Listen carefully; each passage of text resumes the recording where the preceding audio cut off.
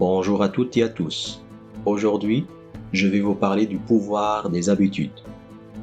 Lorsque j'ai pris la route vers l'Europe et en traversant le détroit de Gibraltar, je me suis pris pour le grand concurrent Tariq ibn Ziyad. Le détroit porte son prénom d'ailleurs. Gibraltar n'est que la déformation du mot arabe Jabal Tariq qui signifie la montagne de Tariq. On raconte que lors de sa conquête de l'Espagne, Tariq ibn Ziyad a ordonné qu'on brûle tous les navires afin d'être sûr que son armée va atteindre son objectif. Tariq ibn Ziyad et son armée ont réussi à atteindre leur objectif. Une belle aventure a commencé. Elle a duré plus de 800 ans. Moi par contre, j'ai traîné à réaliser mes objectifs. Je me suis rendu compte que moi aussi, j'aurais dû brûler mes navires, qui n'étaient autre que les mauvaises habitudes. En effet, on parle souvent des objectifs, mais beaucoup moins des habitudes. Avoir un objectif sans avoir les bonnes habitudes qui soutiennent tout ça, c'est comme avoir une chaise ou une table sans pied. Si tu déroules le film de ce qui a été ta vie jusqu'ici, tu vas te rendre compte qu'il y a de nombreux buts que tu n'as jamais atteints malgré tous les efforts. Est-ce que tu t'es déjà demandé pourquoi ? Il est fort probable que de multiples raisons, bonnes et mauvaises, justifient le fait que tu as abandonné.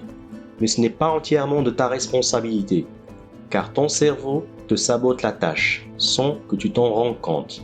En effet, toute tentative de changement se heurte à des comportements ancrés de longue date. Les dernières recherches scientifiques montrent que plus un comportement est répété, plus il établit et renforce des connexions dans le cerveau. Ce qui revient à dire que ton cerveau est de plus en plus configuré pour accomplir certaines actions, et ce d'autant plus que tu continues à les répéter. Ainsi, la plupart des comportements d'un individu deviennent automatiques et subconscients au fur et à mesure que le temps passe. Ce sont les habitudes. On peut même dire que la quasi-totalité des comportements d'un individu sont en réalité des habitudes. L'ancien proverbe « habitude de berceau dure jusqu'au tombeau » est donc une base neurologique prouvée. Plus votre nouveau comportement demandera des efforts, et plus vous pouvez être sûr qu'il sera difficile de le mettre en place afin qu'il devienne une habitude. Votre cerveau configuré pour l'ancien comportement résistera, et la plupart du temps, il gagnera. Imagine des autoroutes neuronales qui gèrent les anciennes habitudes. Ce n'est pas ton nouveau petit chemin qui va les faire changer de trajectoire facilement. Le changement est néanmoins possible, car tu es doté de neuroplasticité. À chaque instant de ta vie, ton cerveau crée de nouvelles connexions en fonction des nouvelles expériences et renforce les anciennes si tu reproduises les comportements associés. Mais pour y arriver, tu auras besoin de répéter plusieurs fois ce nouveau comportement jusqu'à ce qu'il devienne une autoroute neuronale aussi empruntée que les anciennes habitudes. Wolfram Schultz a prouvé que les habitudes créent des besoins neurologiques. Prenons l'exemple des addictions telles que le tabac, l'alcool ou le fait de regarder des films pornographiques. Une simple vue crée une envie, un besoin. La tentation est presque insurmontable. Elle est même plus forte que tous les inconvénients qui existent. En conclusion, il n'existe pas de formule unique contre les mauvaises habitudes, puisqu'ils sont propres à chacun. Mais à travers de nombreux cas de figure, Charles Duhigg nous explique les principes de base des habitudes. Identifier ces automatismes, comprendre le signal et isoler la récompense pour pouvoir modifier les routines néfastes et changer la boucle de l'habitude. Charles Duhigg n'a donc pas la prétention de développer une méthode radicale pour modifier ses habitudes, mais il extrait 4 points essentiels à l'amorce de tout changement. Étape 1. Déterminer la routine. Étape 2.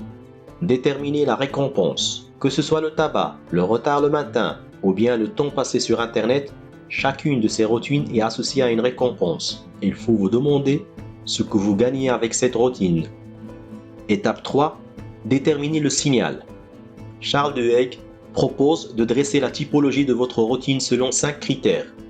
La localisation, l'heure, l'état émotionnel, les autres personnes impliquées et enfin, l'action qui précède immédiatement la routine.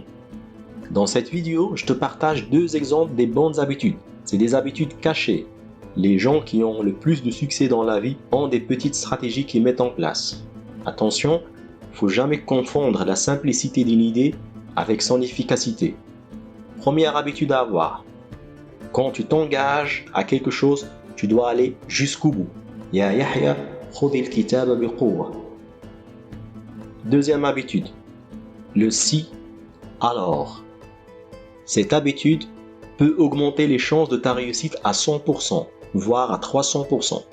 Si un obstacle se présente, alors tu t'adaptes. Enfin, je te partage 2 freins à la mise en place d'une bonne nouvelle habitude. Primo, l'environnement. Fais un petit inventaire de ton entourage. Qui sont ceux qui t'influencent positivement et qui sont ceux qui t'influencent négativement. Fixe des limites avec eux. Vaut mieux se définir que se défendre. Le discours intérieur. Je ne mange pas sainement car dans ma famille c'était toujours comme ça.